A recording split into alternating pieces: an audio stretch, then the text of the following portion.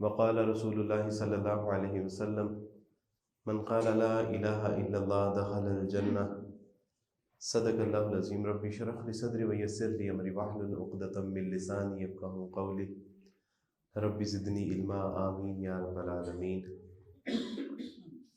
ہر طرح کی تعریف اللہ رب العزت کے لیے ہے جو رب ہے تمام جہانوں کا، اور کروڑوں درود و سلام نبی کریم صلی اللہ علیہ وسلم کی ذات اقدس پر کہ جنہوں نے بھٹکی ہوئی انسانیت کو ایک ایسا صراط مستقیم عطا کیا کہ جس پر چلنے کا انعام اللہ کے ہاں وسیع جنتیں ہیں۔ معزز حاضرین کرام، وہ انتظامیہ کی لا علمی کی وجہ سے وہ جو اشتہار پہ فضیلت الشیخ مولانا لکھا گیا ہے وہ غلطی سے ہے۔ میں عالم نہیں ہوں، اللہ سبحانہ و تعالیٰ جو ہے وہ یہ غلطی معاف فرمائے۔ بعض احباب اس طرح کی چیزیں دیکھ کے وہ ایک تاثر قائم کر لیتے ہیں اور اس کے بعد پھر معاملہ آگے سے آگے بڑھتا جاتا ہے۔ جس طرح اشتہار بھی چلا، لیکن میں نے اشتہار میں بھی وضاحت کرنے کی کوشش کی، لیکن وہ ون وے تھا، اس میں کوئی ایڈمن کے علاوہ وضاحت نہیں کر سکتا تھا۔ تو بہرحال میں نے کہا کہ جو احباب آئے ہیں میں ان کے گوش گزار کر دوں۔ دوسرا یہ کہ علماء کرام کی موجودگی میں لب کشائی بہرحال ایک بڑی جرت کی بات ہے، تو میں یہ گفتگو بیان نہیں ہے، درس نہیں ہے، بلکہ احوال ہے، اور چونکہ علماء کرام یہاں پر موجود ہیں تو میں گزارش کروں گا کہ میرے ان احوال میں اگر میری کسی چیز کا، کسی پہلو کا جو ہے وہ اس کی اصلاح ہونے کی ضرورت ہے تو میری رہنمائی فرمائیں۔ میں اس لیے علماء کرام کے سامنے زبان درازی کی جرت کر رہا ہوں۔ معزز حاضرین کرام، کائنات میں اللہ سبحانہ و تعالیٰ نے حضرت انسان کو جن نعمتوں سے نوازا ہے، مشاہدہ اور تجربہ یہی ہے کہ اگر ان نعمتوں کا ہم شمار کرنا چاہیں تو ہماری زندگی کی سانسیں تو کم پڑ سکتی ہیں، لیکن اللہ کی نعمتوں کو شمار میں نہیں لایا جا سکتا،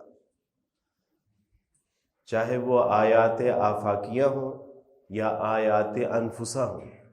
اور قرآن کی آیات کا بھی یہی معاملہ ہے کہ آج تک مفسرین کرام اس سے مسائل اخذ کر رہے ہیں، لیکن سیری ہے کہ ہونے کو نہیں ہو رہی۔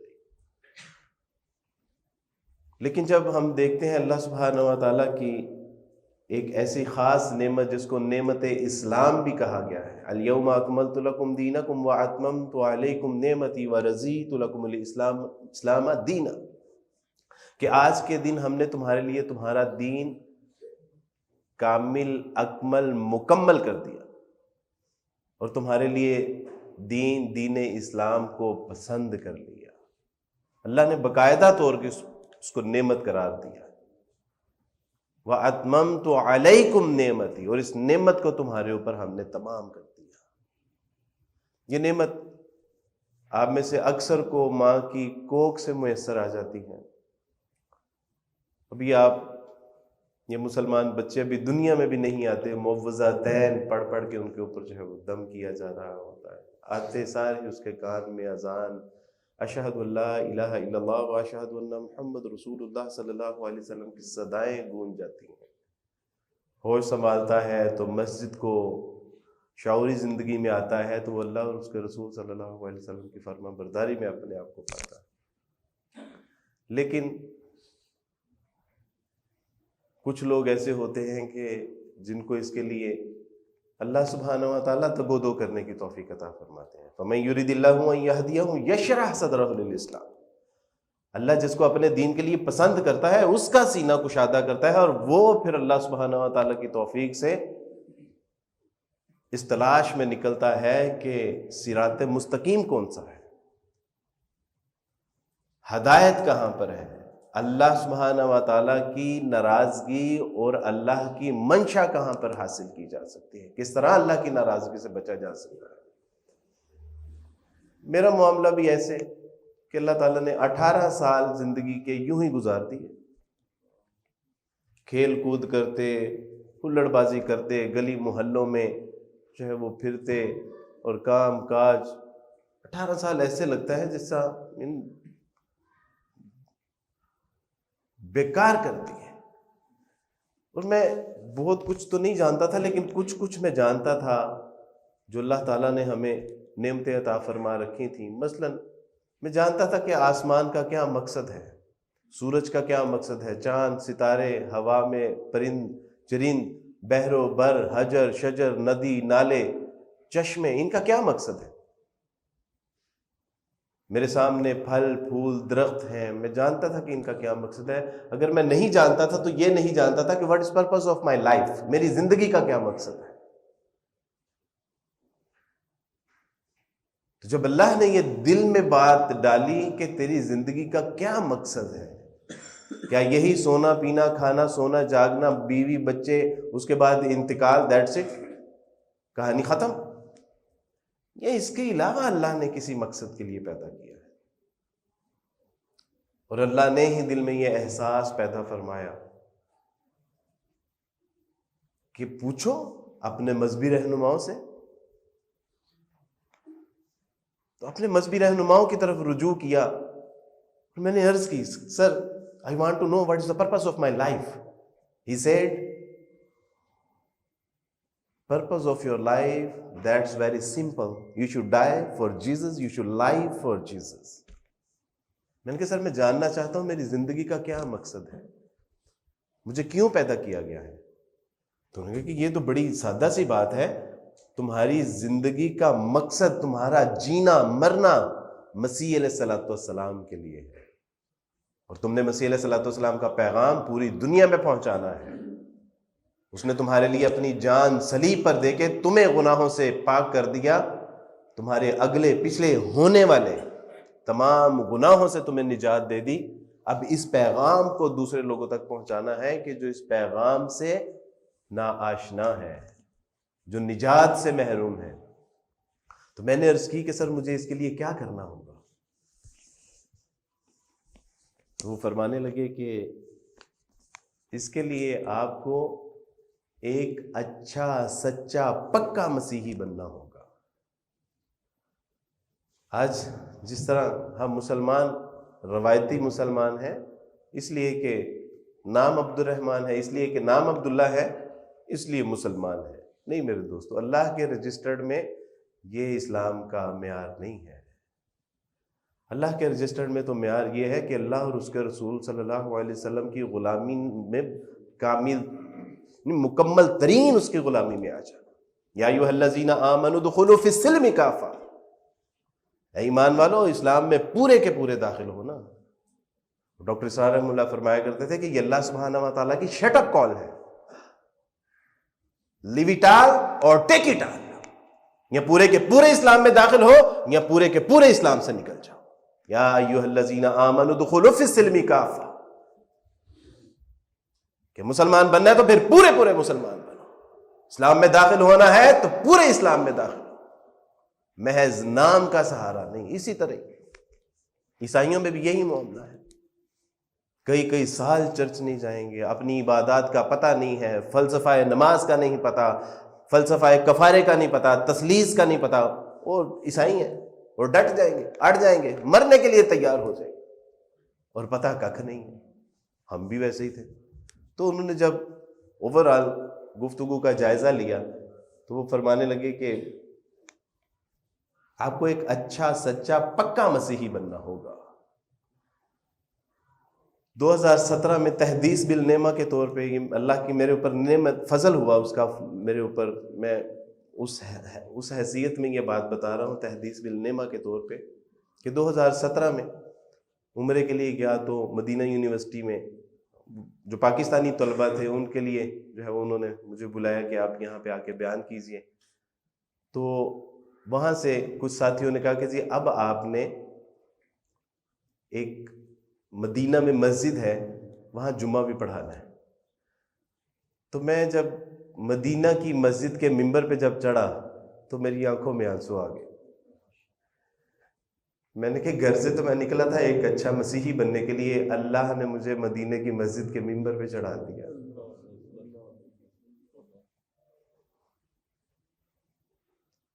صدقے دل سے جب انسان راہ حق کی تلاش میں نکلتا ہے اور جو سب کچھ اپنے اللہ پہ چھوڑ دیتا ہے پھر اللہ اسے نہیں چھوڑتا۔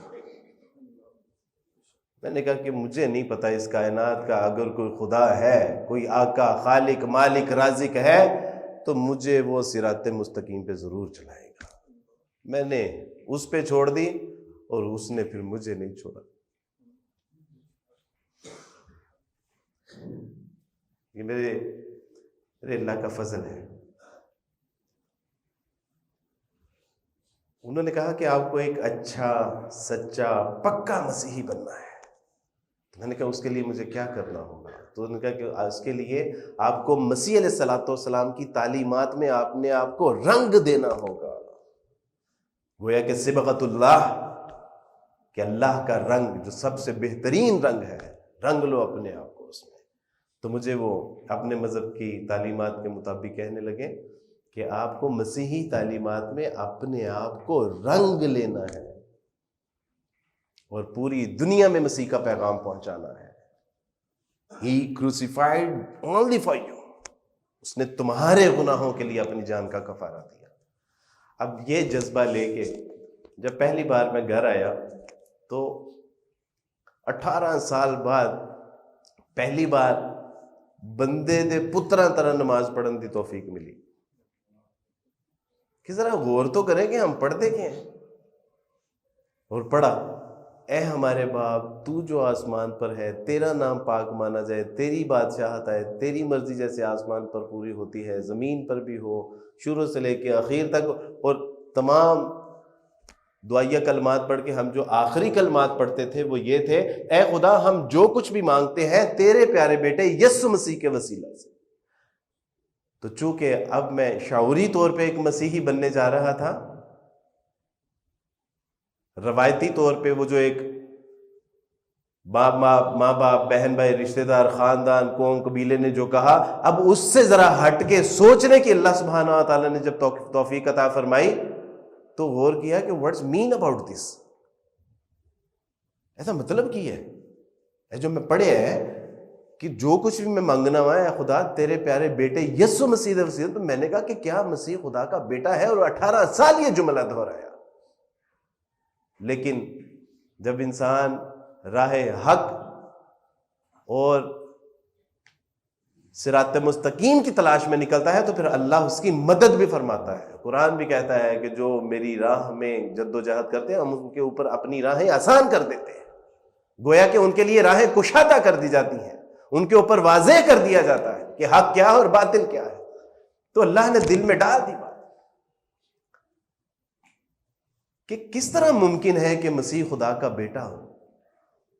اور چلیں اس کو ڈاٹ لنک کرتے ہیں کہ اگر مسیح علیہ الصلوۃ والسلام خدا کے بیٹے ہیں تو کوئی اس کا باپ بھی تو ہوگا، مسیح خدا کے بیٹے ہیں تو اس کی کوئی ماں بھی تو ہوگی، اور اگر ماں ہوگی تو پھر خدا کا کوئی والد، کوئی والدین، کوئی قوم، قبیلہ، رشتہ دار، خاندان۔ لیکن بائبل خود کہتی ہے کہ خداوند تمہارے خدا کو کوئی آنکھ دیکھنے کی تاب نہیں لا سکتی، اس کو کوئی آنکھ نہیں دیکھ سکتی، وہ کسی کے ادراک میں نہیں آ سکتا۔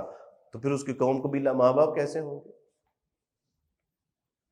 وہ اول، وہ آخر، یہ تورات میں بھی یہ صفات اللہ کے لکھی ہیں کہ اس سے پہلے کوئی نہیں تھا۔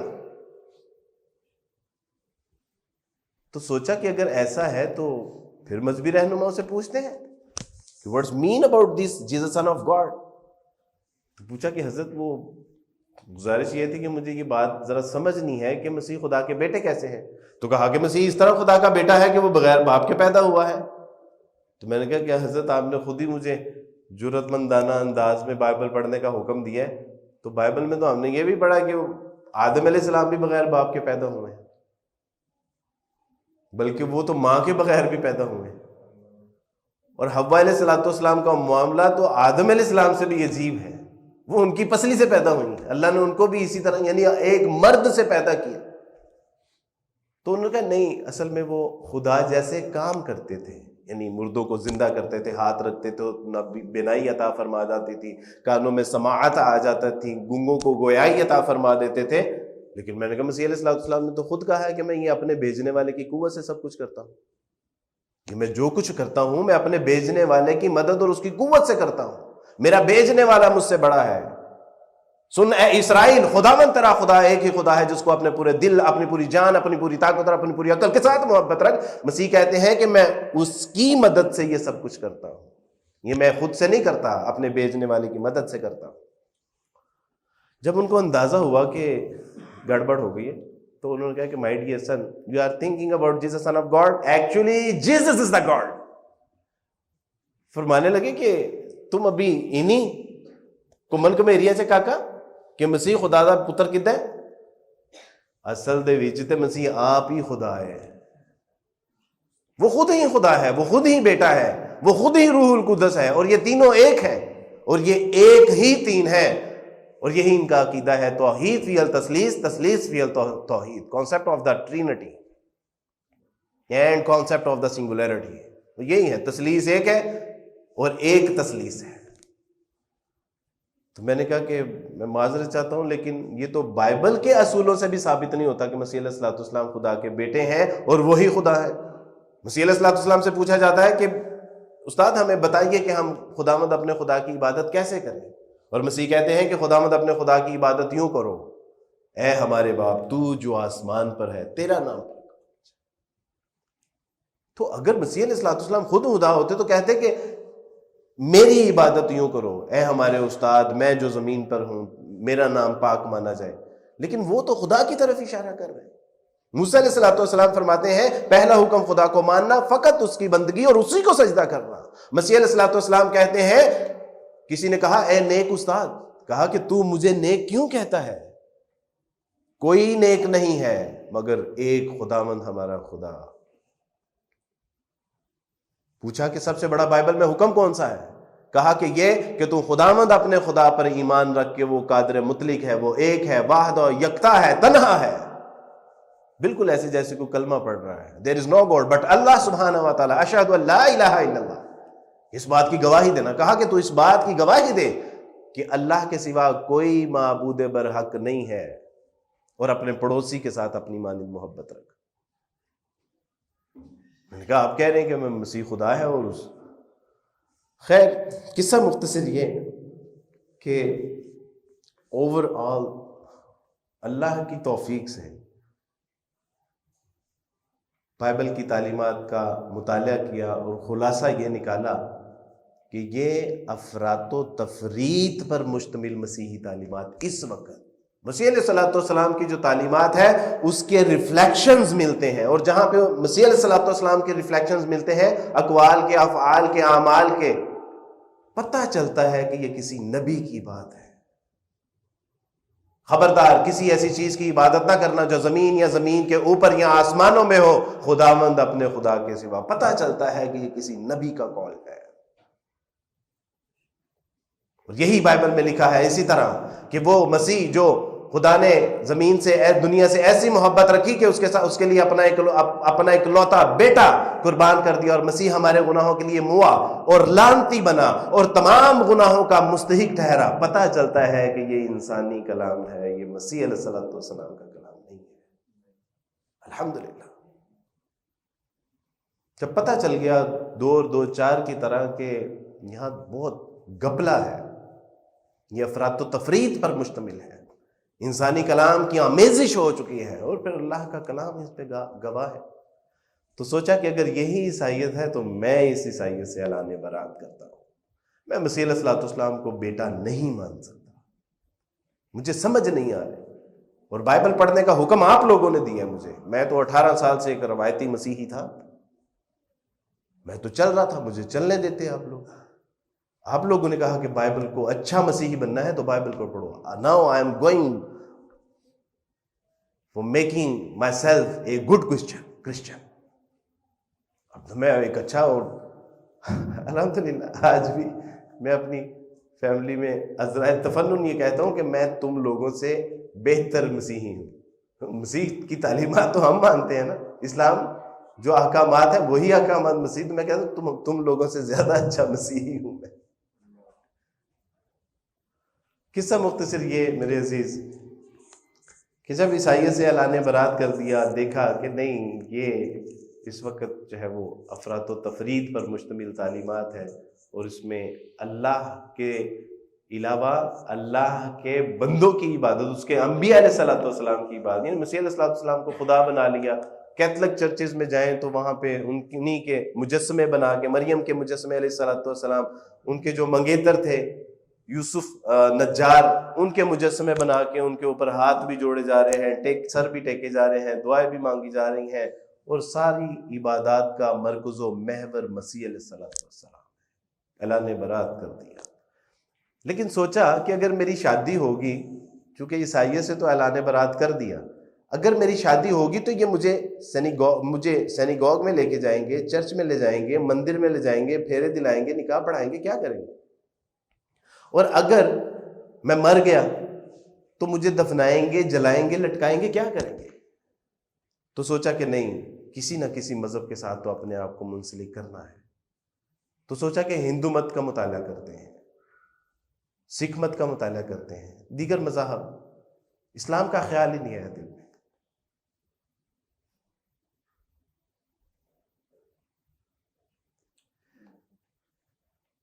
کیونکہ ہم نے جو اسلام دیکھا تھا اس معاشرے میں، دوستو بڑا عجیب اسلام تھا.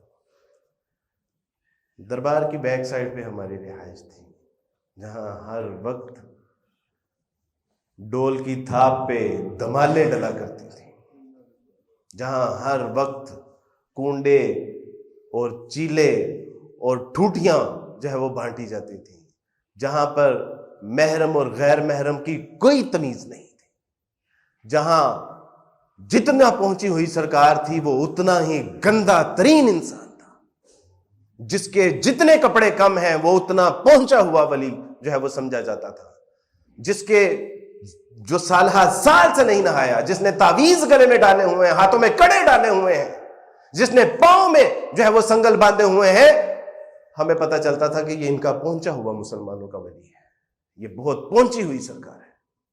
کیوں؟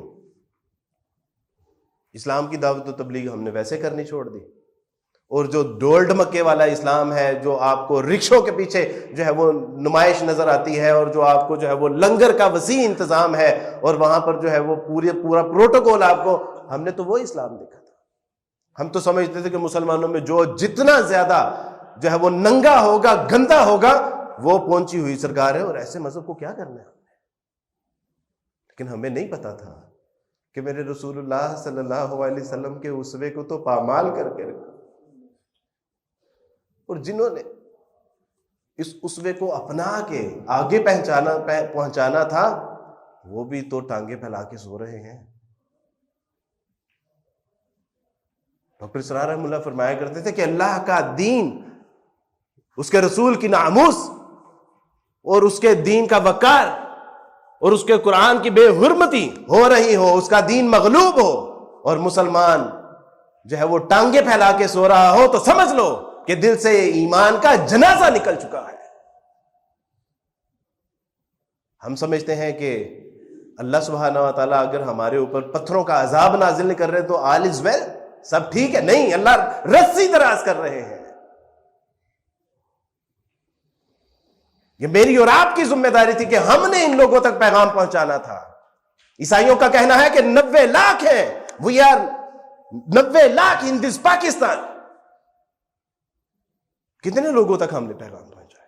اور وہ یہی سمجھتے ہیں کہ یہ ڈول ڈمکا، یہ ڈول کی تھاپ پہ جو تھرکتے جسم ہے، یہ شاید ان کی عبادت ہے. وہ سمجھتے ہیں کہ قبر، جہاں یہ قبر دیکھتے ہیں وہاں پر سر ٹیک دیتے ہیں، شاید یہ ان کی عبادت گاہیں ہیں. جہاں پر یہ ڈیری دیکھتے ہیں، جھنڈا دیکھتے ہیں، وہیں پر یہ ہاتھ پھیلا کے بیٹھ جاتے ہیں، شاید یہ ان کی منتیں مرادیں پوری کرنے کی جگہ ہیں. تو وہ کہتے ہیں کہ ایسے دین کو ہم تو پھر 3 کو مانتے ہیں، یہ تو 3000 بھی ان کے لیے تھوڑے ہیں. تو میں نے سوچا کہ چلے ہندو مت کا یا سکھ مت کا مطالعہ کرتے ہیں، ہو سکتا ہے کوئی صراط مستقیم کے امکانات مل جائیں. اسلام کا خیال نہیں آیا. لیکن اسلام ہمیں ان عیسائیوں نے پڑھایا تھا. کیوں پڑھایا تھا؟ عیسائیوں نے کیوں پڑھایا تھا؟ اس لیے کہ ہم تو اپنے مکان، دکان، کاروبار اور خاندان میں مصروف ہیں، اس لیے عیسائی ہمیں دین پڑھا رہے ہیں. اور ہم لوگوں کو وہ بھی اسلامیات پڑھاتے تھے جو بعد میں میوزک کی کلاس لیتے تھے. گویا کہ وہ میوزک بھی سکھا رہے ہیں، وہ اسلام بھی سکھا رہے ہیں. کیوں؟ کیونکہ امت مسلمہ غفلت کا شکار ہے، الا ماشاء اللہ۔ ہم نے سمجھا کہ میرا نام عبد الرحمن ہے، میرا نام عبداللہ ہے، اور میں 5 وقت کی نماز پڑھتا ہوں، ملا کو جو ہے ہند میں سجدے کی اجازت، نادان یہ سمجھتا ہے کہ اسلام ہے آزاد۔ اور جن فقیروں نے دین کی دعوت و تبلیغ کی ذمہ داری لی، مساجد کو آباد کیا، مدارس کو آباد کیا، دینی مراکز کو آباد کیا، ان کے ساتھ ہمارا سلوک کیا ہے؟ ان علماء کرام کو ہم 10 سے 15 ہزار روپے دیتے ہیں۔ کبھی ہم نے سوچا کہ ہمارے دودھ کا بل کتنا ہے؟ کبھی ہم نے دیکھا کہ ہمارا موبائل کا بل کتنا ہے؟ کبھی ہم نے دیکھا کہ ہمارے بچوں کی فیسیں کتنی ہیں؟ اور انہوں نے جن کو ہم نے پھر 10 12 15 ہزار پہ رکھا، انہوں نے تو پھر جتنے وسائل تھے اسی میں رہ کے کام کرنا تھا۔ انہوں نے تو ہمارے بچوں کو دین بھی سکھا دیا، اذانیں بھی دے دی، کلمے بھی سکھا دے، نمازیں بھی سکھا دی، قرآن بھی پڑھا دیا، اور اب یہ توقع ان سے کرتے ہیں کہ وہ پوری دنیا میں دین بھی پھیلائے؟ نہیں میرے دوستو بھائیو، ایسے نہیں چلے گا۔ تو خیال آیا کہ اسلام تو ان عیسائیوں نے ہمیں پڑھایا تھا، ان عیسائیوں نے ہمیں اسلام حضرت کیسے پڑھایا؟ ان عیسائیوں نے ہمیں کہا کہ دیر واز 5 member team، وہاں 5 لوگوں کا ایک گروہ تھا، محمد صلی اللہ علیہ وسلم، ابو بکر صدیق، ورقہ بن نوفل، خدیجہ رضی اللہ تعالیٰ عنہ اور علی رضی اللہ تعالیٰ عنہ۔ محمد صلی اللہ علیہ وسلم غار ہیرا میں جاتے، غور و فکر کرتے اور کچھ چیزیں بنا کے لے آتے۔ ورقہ بن نوفل ان کو تورات، زبور اور انجیل سے چیزیں نکال کے دیتے۔ ابو بکر صدیق رضی اللہ تعالیٰ عنہ وہ تاجر تھے اور علاقائی کہانیاں لا کے ان کو دیتے، اور یہ بیٹھ کے انہوں نے اس کو جمع و تدوین کیا اور کہا کہ دس از دا ڈیوائن گائیڈنس، یہ الہی تعلیمات کا نزول محمد صلی اللہ علیہ وسلم پہ۔ انہوں نے جب مال کو اور جائیدادوں کو اور علاقوں کو اور ملکوں کو لوٹنے کا پلان کیا تو انہوں نے کہا کہ جی اسلام پہ جہاد فرض ہے، اور انہوں نے جہاد کرنا شروع کیا، ان کی املاک کے پر قابض ہو گئے، اور جو مال لوٹ گسوٹ تھی اس کو انہوں نے جمع کیا اور آپس میں تقسیم کر دیا کہ جی یہ اللہ کی طرف سے مال غنیمت ہے۔ یہ عیسائی پڑھا رہے ہیں، اور عیسائیوں سے کیا توقع کر سکتے؟ عیسائی تو ایسے ہی پڑھائے گا۔ کہا کہ ان ظالموں نے تو ہمیں اپنا مذہب صحیح سے نہیں پڑھایا، اگر ان ظالموں نے اپنا مذہب ہمیں صحیح سے نہیں پڑھایا تو یہ اسلام کو کیوں کر ہمیں صحیح پڑھائیں گے؟ تو دل میں اللہ نے ڈال دی یہ بات، میرے اللہ نے ڈال دی۔ سچی بات ہے کہ اس عاجز کی کوئی کاوش کوشش نہیں ہے، اس کی کوئی حیثیت، کوئی اوقات نہیں ہے، میرے اللہ نے دل میں بات ڈال دی کہ ٹھیک ہے 22 کروڑ مسلمان اگر سو رہے ہیں there is no problem، ان اللہ علی کل شیء قدیر، اللہ ہر چیز پہ بھی قادر ہے۔ وہ تو چونٹیوں کی چال سے، وہ تو پتھر میں ایک کیڑے کے منہ میں پتے سے بھی لوگوں کو اللہ سبحانہ و تعالیٰ کا علم و عرفان عطا کر سکتا ہے۔ وہ تو ریڈیو کے ذریعے جو گوروں کی ایجاد ہے، وہ تو اس کے ذریعے سے بھی لوگوں کو اسلام پہنچا سکتا ہے۔ ایک امریکن خاتون نے کہا بہت ڈپریشن میں تھی، میں نے ہر قسم کا ٹریٹمنٹ کروا لیا، میں نے ہر قسم کی میڈیسن کھا لی، میں نے ہر قسم کی کتابیں پڑھ لی، لیکن تسلی نہیں ہوتی۔ ایک دن میں بیٹھی ہوئی تھی، ریڈیو کے اوپر تلاوت لگی ہوئی تھی، مجھے بہت سکون ملا، میں نے وہ تلاوت سنی، پھر اس کا ترجمہ پڑھا، پھر تفسیر پڑھی، اور جس کے اوپر نازل ہوا تھا جب اس کو پڑھا تو پھر اس کے بعد سکون قلب اللہ نے میرا مقدر بنا دیا۔ تو وہ تو گوروں کی ایجاد، ریڈیو سے بھی اللہ سبحانہ وتعالیٰ مسلمانوں کو اس کی یعنی ہماری کوئی پرواہ نہیں ہے، ہم ٹانگے پھیلا کے گھر میں سوتے رہے، اللہ کو کوئی پرواہ نہیں ہے۔ یہ تو ہماری خوش قسمتی ہے کہ اللہ کے دین کے لیے اپنے آپ کو ہم کھپا دیں، لگا دیں،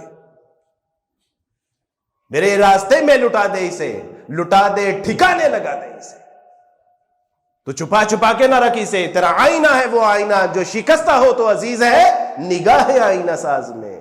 میرے دوستو یہ تو جو صلاحیتیں تھی، جو مال و متاع تھی، جو اللہ نے وقت دیا تھا، یہ تو اللہ کی راہ میں لٹا کے ہی، اقبال کہتے ہیں لٹا دے، ٹھکانے لگا دے اسے۔ سوچا کہ اسلام کو ایک خود سے ذرا مطالعہ کرتے ہیں۔ اللہ سبحانہ و تعالیٰ اس مسجد کے قاری صاحب پہ بہت لاکھوں کروڑوں رحمتیں نازل فرمائے کہ جن کی مسجد میں میرا جانا ہوا، اور میں نے ان سے عرض کی کہ مجھے ترجمے والا قرآن مجید دیجئے، تو انہوں نے کہا کہ آپ کے گھر میں نہیں ہے؟ تو میں نے کہا کہ وہ ہمارے گھر میں کیسے ہوگا، میں تو عیسائی ہوں۔ تو انہوں نے کہا کہ آپ عیسائی ہیں تو مسجد میں داخل ہو گیا، اِنَّ لِلَّهِ وَإِنَّ إِلَيْهِ راجعون۔ کم بخت تجھے بچپن سے والدین سکھا رہے ہیں کہ مسلمانوں سے کبھی قرآن، رسول، اللہ کی امہات المومنین صحابہ اکرام کی بات نہیں کرنی، 295C لگے گی، ساری زندگی صلاحوں کے پیچھے سڑتے رہو گے۔ تو میں نے وہاں سے نکلنے میں عافیت محسوس کی، گویا کہ تیرے بڑے کوچے سے، بڑے بے آبرو ہو کے تیرے کوچے سے ہم نکلیں گے مصداق۔ تو جب گئے تو دل میں یہ عہد کر لیا کہ قرآن کو پڑھنا ضرور ہے۔ دیکھتے ہیں کہ اس میں کیا سازشیں ہیں جو ہمارے خلاف ہیں، یہ ہم اتنے چھوت، اتنے پلید، اتنے گھٹیا قسم کے ہیں۔ ادھر ہندو جو ہیں وہ اچھوت لوگوں کو ہاتھ نہیں لگانے دیتے، گیتا کو، رامائن کو، اور ادھر مسلمان عیسائیوں کو ہاتھ نہیں لگانے دیتے۔ تو کیا آخر اس میں راز ہے؟ دوست سے کہا کہ بھائی کسی کو بتانا نا، قرآن مجید چاہیے۔ تو اس نے قرآن مجید لا دیا، مختصر اس کے ساتھ ایک پوری تفصیل سے بات ہوئی، اس نے وہ نصیحت کی بڑی خوبصورت، نے کہا کہ کوئی ایسی بات نہیں ہے، بس آپ نے اس کو صاف ستھرا ہو کے پڑھنا ہے۔ تو میں نے کہا کہ بالکل ٹھیک ہے۔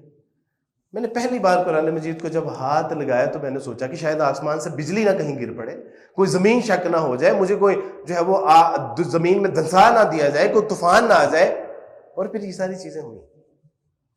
میرے دوستوں پھر یہ وقتاً فوقتاً یہ ساری چیزیں ہوئیں۔ میں نے جب پہلی بار قرآن مجید کا ترجمہ پڑھا تھا تو میں نے بڑے ڈرتے ڈرتے اس کو کھولا، تو میں نے دیکھا کہ اللہ سبحانہ و تعالیٰ اپنا تعارف یوں کر رہے ہیں، الحمدللہ رب العالمین، تمام تعریفیں اس اللہ کے لیے ہیں، الحمدللہ رب العالمین، جو تمام جہانوں کا رب ہے۔ اور میرے لیے یہ جملہ بہت بہت انسپائرنگ تھا، یعنی کسی کو جھنجھوڑ دینے والا، رب العالمین۔ کیونکہ ہم نے تو ساری زندگی بائبل میں پڑھا تھا خداوند تمہارا خدا اسرائیل کا خدا ہے، خداوند تمہارا خدا ابراہیم کا خدا ہے، خداوند تمہارا خدا یعقوب کا خدا ہے، خداوند تمہارا خدا رب الافواج کا خدا۔ لیکن مسلمانوں کا قرآن کیا کہہ رہا ہے؟ الحمدللہ رب العالمین، تمام تعریفیں اس اللہ کے لیے ہے جو رب ہے تمام جہانوں کا، الرحمن الرحیم، وہ مہربان ہی نہیں، وہ بہت زیادہ رحم کرنے والا ہے۔ اے میرے بندے، اس کا رحمان ہونا تجھے کہیں جو ہے وہ غفلت میں مبتلا نہ کر دے، کہیں تو شتر بے مہار نہ بن جائے۔ اس لیے یاد رکھنا، مالک یوم الدین، وہ مہربان اور نہایت رحم کرنے والا ہی نہیں، بلکہ وہ ایک ایسے دن کا مالک بھی ہے کہ جس دن چھوٹی سی چھوٹی نیکی اور چھوٹے سے چھوٹے گناہ کا حساب کتاب کر کے چپٹا کر دیا جائے گا، اور اس دن کوئی نہ چھڑانے والا ہوگا نہ کوئی بچانے والا ہوگا۔ کیونکہ یا اللہ یہ کیا کلام ہے، ایاک نعبد و ایاک نستعین، اے میرے بندے میری عبادت کرتے رہنا اور مجھی سے مانگتے رہنا۔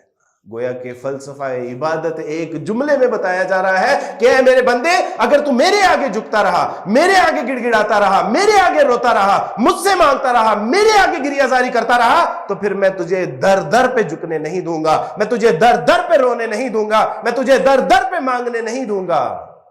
ایاک نعبد و ایاک نستعین، اقبال کہتے ہیں وہ ایک سجدہ جسے تو گراں سمجھتا ہے، ہزار سجدوں سے دیتا ہے آدمی کو نجات۔ کبھی اس کے سامنے جھک کو تو دیکھ، تجھے در در سے جھکنے سے نہ بچا لے تو پھر کہنا۔ غلاف کعبہ پکڑ کے دعا کر رہا ہے، میرے اللہ ہے، میرے اللہ، اللہ آگے سے آواز آتی ہے کہ کوئی قبولیت نہیں ہے۔ صاحب حال دیکھنے والے لوگوں نے کہا کہ کیوں آتے ہو، جب بھی آتے ہو ددکارے جاتے ہو؟ تو اس نے کہا کہ پھر میں جاؤں کہاں، وہ در بتا دو، اگر یہاں قبولیت نہیں ہے تو پھر قبولیت والا در بتا دو۔ ایاک نعبد و ایاک نستعین، اہدنا الصراط المستقیم۔ اے میرے بندے، کس کا متلاشی ہے؟ سیدھے راہ پہ چلنا چاہتا ہے، جنتوں کا متلاشی ہے، اللہ کی رضا چاہتا ہے، اس کی ناراضگی سے بچنا چاہتا ہے، دوزخ کی آگ سے بچنا چاہتا ہے، ھذا صراط مستقیم۔ مسیح علیہ الصلوۃ والسلام نے کہا ان اللہ ربی و ربکم فاعبدوہ ھذا صراط مستقیم۔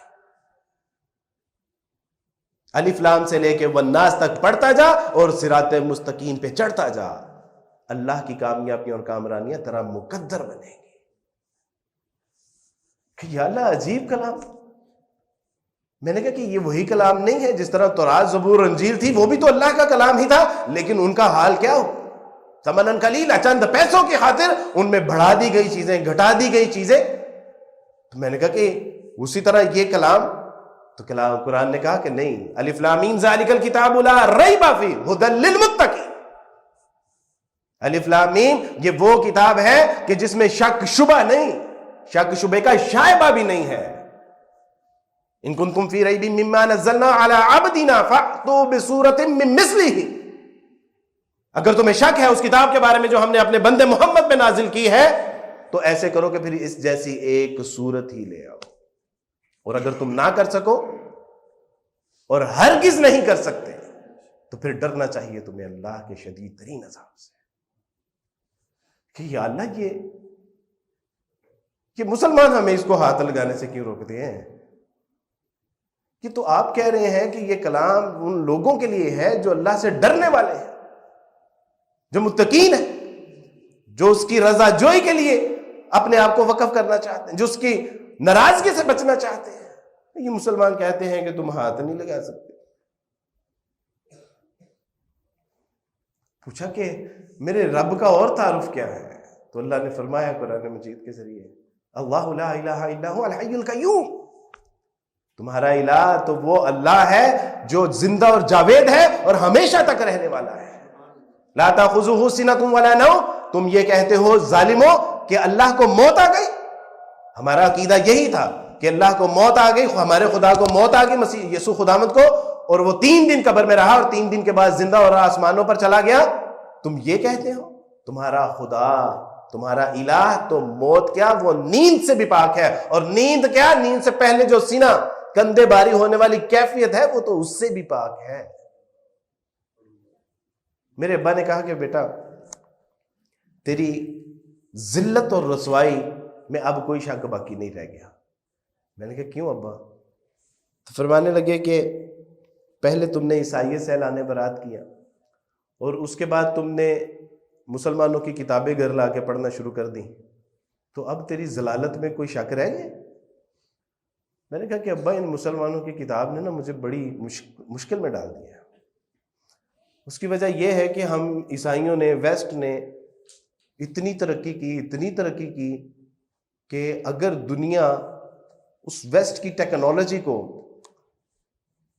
اگر اس تک پہنچنا چاہے تو وہ مزید 500-700 سال آگے جا چکے ہوں گے۔ یہ سید قطب کا جملہ ہے کہ میں نے جب ویسٹ کا ایجوکیشن پوائنٹ آف ویو سے جب میں نے اس کا مطالعہ کیا تو کہتے کہ میں نے سوچا کہ جب تک ہم یہاں تک پہنچیں گے یہ ہم سے 1400 سال آگے جا چکے ہوں گے، وہ اتنی تیزی سے ترقی کر رہے ہیں۔ تو میں نے کہا کہ ابا ہم نے اتنی ترقی کی کہ مسلمان بھی اس کے معترف ہیں، لیکن یہ ان کی کتاب نے مجھے مشکل میں ڈال دیا ہے۔ یہ کہتے ہیں کہ محمد صلی اللہ علیہ وسلم آپ کہہ دیجئے، جو لوگ آپ سے پوچھتے ہیں آپ کے رب کے بارے میں، قل هو اللہ احد، آپ کہہ دیجئے کہ وہ واحدہ و یکتا ہے، وہ تنہا ہے، وہ اکیلا ہے، اللہ الصمد، وہ بے نیاز ہے، بلکہ ہر چیز اس کی محتاج ہے، وہ کسی چیز کا محتاج نہیں ہے۔ لم یلد ولم یولد، نہ وہ کسی سے پیدا ہوا ہے نہ اس سے کوئی پیدا ہوا ہے۔ وَلَمْ يَكُنْ لَهُ كُفُوًا أَحَدٌ، اور اس جیسا کوئی نہیں ہے۔ میں نے کہا ابا یہ ان کے خدا کا ایک معیار ہی نہیں، چیلنج ہے کہ اگر تم کسی کو خدا مانتے ہو تو 5 نہیں، کسی کے اندر ایک ہی صفت پیدا کر دو۔ میں نے کہا ابا کیا ہم مسیح علیہ السلام کے اندر یہ صفات نہیں پیدا کر سکتے؟ ہم نے تو علوم و فنون کے دریا بہا دیے، ہم نے تو سائنس اور ٹیکنالوجی، چاند، اب چاند سے بھی آگے جا رہے ہیں، تو مسیح علیہ السلام میں اس جیسی کوئی ایک صفت بھی نہیں پیدا کر سکتے کہ مسیح علیہ السلام کو واحدہ و یکتا ثابت کر دے، اس کو کسی چیز سے بے نیاز ثابت کر دیں، یہ ثابت کر دیں کہ وہ پیدا نہیں ہوا۔ ہم تو یہ پیدا کرنا تو دور، ہم تو اس کا مرنا بھی ثابت کر رہے ہیں۔ اگر وہ خدا تھا تو موت کیسی، اور اگر وہ خدا تھا تو موت آنی نہیں چاہیے تھی، اور اگر وہ خدا تھا تو کیا مریم علیہ السلام کے جسم کے بطن میں وہ پرورش پاتے، وہاں مجسم ہوتے؟ کیا خدا کو یہ شایان نشان ہے؟ ان کی ختنے ہوئے، کیا خدا کے ختنے ہو سکتے ہیں؟ مسیح کو بھوک لگی، مسیح نے ناتوانی محسوس کی، مسیح علیہ السلام کے جسم میں برچھا مارا گیا، مسیح علیہ السلام نے پانی طلب کیا، مسیح علیہ السلام کے منہ پہ انہوں نے تماچے مارے یہودیوں نے۔ کیا خدا کے شایان نشان ہے؟ تو میں نے کہا کہ ابا اگر نہیں تو پھر مجھے جانے دیجیے، پھر مجھے میرا اللہ مل گیا ہے، مجھے وہ رب مل گیا جس نے مجھے اس کائنات میں بھیجا تھا اور کس مقصد کے لیے بھیجا تھا، وَمَا خَلَقْتُ الْجِنَّ وَالْإِنسَ إِلَّا لِيَعْبُدُونِ۔ ابا پتہ چل گیا کہ مجھے اللہ نے کیوں پیدا کیا تھا،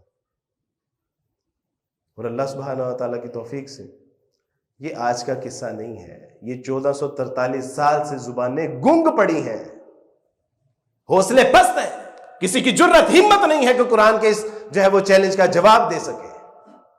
اور اللہ کا شکر ہے، اللہ سبحانہ و تعالیٰ نے اس قرآن کی حفاظت فرمائی، اس قرآن کو ہمارے لیے اعزاز بنایا، اعجاز بنایا۔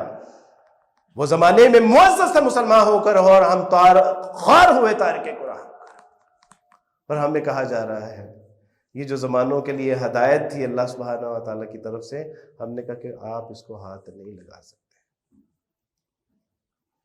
اقبال نے کہا کہ اگر مجھے زبان کھولنے کی اجازت دو تو وہ یہ ہے کہ یہ کتاب نہیں ہے، فاش گویم آنچ در دل مزمرست این کتابیں نیست چیزیں دیگرست۔ اگر مجھے اجازت دو اپنی زبان کھولنے کی تو وہ یہ ہے کہ یہ کتاب نہیں ہے، دس از اینی ادر تھنگ، یہ کوئی اور ہی چیز ہے، مثل حق میں ہم عام پیداست نہیں، یہ تو ذاتی باری تعالیٰ کی تجلی کی مانند ہے، کیونکہ اللہ اپنی تجلی پہاڑ پر ڈالتے ہیں تو وہ ریزہ ریزہ ہو جاتی ہے، دبتی ہے، پھٹتی ہے، ریزہ ریزہ ہو جاتی ہے۔ اور قرآن کے بارے میں اللہ سبحانہ وتعالیٰ فرماتے ہیں لو انزلنا هذا القرآن على جبل لرأيته خاشعا متصدعا من خشیۃ اللہ، کہ اگر اس قرآن کو ہم کسی پہاڑ پہ نازل کرتے تو دبتا پھٹتا ریزہ ریزہ ہو جاتا۔ اقبال کہتے ہیں یہ تو ذاتی باری تعالیٰ کی تجلی کی مانند ہے، اور اس سے باتیں کرو تو یہ باتوں کا جواب بھی دیتی ہے۔ کبھی پوچھ تو صحیح مسلمان اس سے اپنے مسائل، کبھی پوچھ تو صحیح اللہ کی رضا جوئی کے معاملات، کبھی پوچھ تو صحیح دوزخ سے نجات کا نسخہ، کبھی پوچھ تو صحیح اپنے کاروبار کے حلال اور حرام، کبھی پوچھ تو صحیح کہ تیرے شادی بیاہ کیسے ہونے چاہیے، کبھی پوچھ تو صحیح کہ تیری اموات کیسے ہونی چاہیے، کبھی پوچھ تو صحیح کہ تیرا مال کا مصرف کیا ہونا چاہیے، کبھی پوچھ تو صحیح کہ تیرا وقت، تیری جان، تیرا مال، تیری اولاد تیرے لیے کیا ہے، یہ فطرہ ہے یا نعمتیں ہیں کہ جس کو پال رہا ہے، جس کو کھلا رہا ہے، اور یہی کل کو تیرے خلاف گواہی دیں گی۔ پھر عبد القادر جیلانی رحمہ اللہ فرماتے ہیں مکان بنا تو رہا ہے، اس میں رہیں گے کوئی اور حساب تو دے گا۔ کبھی پوچھ تو صحیح کہ اللہ سبحانہ و تعالیٰ سے مجھے کتنا دنیا میں رہنا ہے، یہاں کی انویسٹمنٹ کتنی ہونی چاہیے، یا اس کے علاوہ مجھے کبھی پوچھے تو صحیح۔ اور یہ اقبال کہتے ہیں کہ پوچھ اس سے، یہ تجھے اس باتوں کا جواب بھی دے گا۔ مثل حق بن ہم ہم پیداست نہیں، زندہ و پائندہ و گویاست نہیں، چون بجا در رفت جہاں دیگر شوید، جہاں چو دیگر شد جہاں دیگر شوید۔ اس قرآن کا ایک کمال یہ بھی ہے کہ جب انسان کے اندر داخل ہوتی ہے تو اندر کی دنیا تبدیل کر دیتی ہے، اور جب اندر کی دنیا تبدیل کر دیتی ہے تو پھر باہر کی دنیا بھی تبدیل کر دیتی ہے۔ وہ بجلی کا کڑکا تھا یا صوت ہادی، عرب کی زمین جس نے ساری ہلا دی، اتر کر ہیرا سے سوئے قوم آیا اور ایک نسخہ کیمیا ساتھ لایا۔ آج اس نسخہ کیمیا کے ساتھ ہم نے جو زیادتی کی ہے اس کی ذلت اور رسوائی کا آج یہ عالم ہے کہ 57 کنٹریز، مسلم کنٹریز، اور آج ہم جاگ کی طرح سمندر کے پانی کے اوپر جاگ کی طرح ہماری حالت ہے۔ ہماری خواتین کے پستان کاٹ کے ان کے ڈھیر بنائے جاتے ہیں، ہمارے بچوں کو کاٹا جاتا ہے، ہمارے بوڑھوں کو روندا جاتا ہے، ہمارے جوانوں کو وہ شہید کیا جاتا ہے، اور آج ہم اس بات کا تذکرہ کرنا بھی اپنے لیے ہم وہ خوف کا باعث محسوس کر رہے ہیں۔ کیوں؟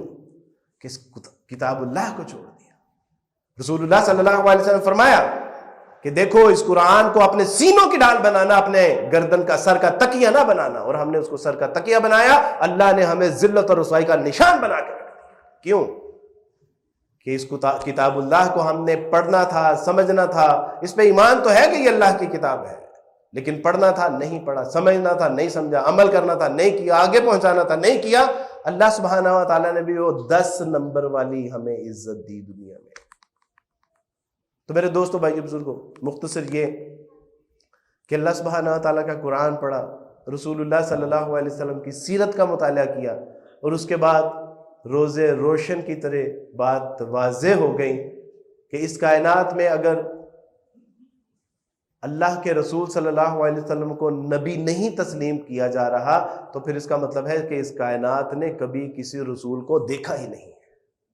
یعنی کہ رسول اللہ صلی اللہ علیہ وسلم جن کی ابراہیم بھی بشارت دے رہے ہیں، یعقوب علیہ السلام بھی بشارت دے رہے ہیں، یوسف، موسیٰ، عیسیٰ سارے بشارت دے رہے ہیں، اور اگر پھر بھی ہمیں سمجھ نہیں آ رہی کہ محمد ہمارے نبی آخری خاتم النبیین ہے. مسیح علیہ الصلوۃ والسلام نے فرمایا کہ میں خدا سے دعا کروں گا تمہارے مددگار کے لیے کہ جو ابد تک تمہارے ساتھ رہے گا. اس سے پتہ چلتا ہے کہ رسول اللہ صلی اللہ علیہ وسلم کے بعد کوئی نبی نہیں ہے.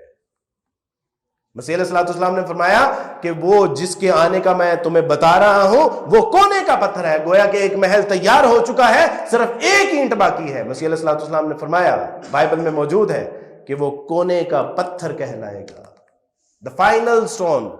اب پوری اور یہ حدیث بھی ہے. تو میرے دوستو، بھائی بزرگوں، رسول اللہ صلی اللہ علیہ وسلم کی سیرت پڑھی، قرآن پڑھا، اور اس کے بعد اللہ سبحانہ وتعالیٰ نے شرح صدر عطا فرما دیا کہ اس کائنات میں آسان ترین فلسفہ توحید ہے جو اسلام پیش کرتا ہے. اللہ کو سمجھنا ہے تو دو چار کی طرح جو عقیدہ اسلام دیتا ہے اس کائنات کا سب سے بہترین عقیدہ ہے. یہ کتاب نہ صرف دنیا میں کامیابی اور کامرانی بلکہ آخرت کے لیے بھی کامرانی کی final Testament, last and final Testament, the complete constitution for the humanity. اور محمد صلی اللہ علیہ وسلم میری آل اولاد قربان رسول اللہ پہ، کہ جنہوں نے باتھ روم سے لے کے ریاست کے مسائل تک ہمیں بتا دیا اور عمل کر کے دکھا دیا. تو اللہ سبحانہ وتعالیٰ کی توفیق سے جمعے کا دن تھا. then I was in Dubai. اس وقت میں دبئی میں ہوتا تھا، اور اللہ کی توفیق سے جمعے کے دن جو ہے وہ کلمہ پڑھا، اشہد ان لا الہ الا اللہ واشہد ان محمد رسول اللہ، اور اسلام میں داخل ہو گیا. اللہ سبحانہ وتعالیٰ سے دعا ہے کہ اللہ سبحانہ وتعالیٰ اس کلمے پہ زندہ رکھیں، اس کلمے پہ موت عطا فرمائے.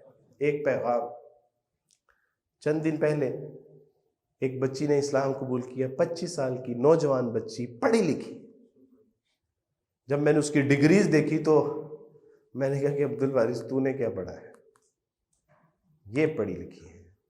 اور مجھے اس پہ فخر ہوا کہ الحمدللہ پڑھے لکھے لوگ بھی اللہ کے دین میں، الحمدللہ. تو میں نے جب اس کو دیکھا تو میں نے بات چیت کے دوران میں نے اس سے کہا کہ میرے بچے کوئی ہم مسلمانوں کو نصیحت کرنا چاہیں گے؟ تو اس نے کہا کہ بس میرا مسلمانوں سے یہ پیغام ہے کہ جو نعمت اسلام مفت میں مل گئی ہے نا، اس کی قدر کرنی سیکھیں.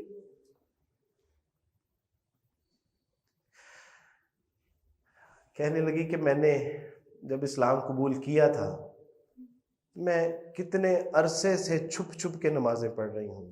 میں دعا کرتی تھی کہ اللہ گھر میں کوئی نہ ہو جب اذان ہو تاکہ میں فوراً نماز پڑھ لوں. اللہ کو یہ دائیں بائیں ہو جائے تاکہ اذان کی آواز کانوں میں پڑتے ہی میں اپنا سر ڈھانپ لوں، کیونکہ ہمارے ہاں سر ڈھانپنے کو بھی بڑا عجیب سمجھا جاتا ہے. کہنے لگی کہ میں 8 پہرے روزے رکھتی رہی ہوں کیونکہ میں سحری کے وقت اٹھ نہیں سکتی تھی. کہتی کہ میں بعض اوقات پانی پی لیتی کہ کھانا تو رات کو 8 بجے لگنا ہے، لیکن کوئی بات نہیں، روزہ تو افطار کر لو. تو کہا کہ کس طرح میں نے اپنے ماں باپ، بہن بھائی، رشتہ داروں کو چھوڑنے کا فیصلہ کیا ہوگا.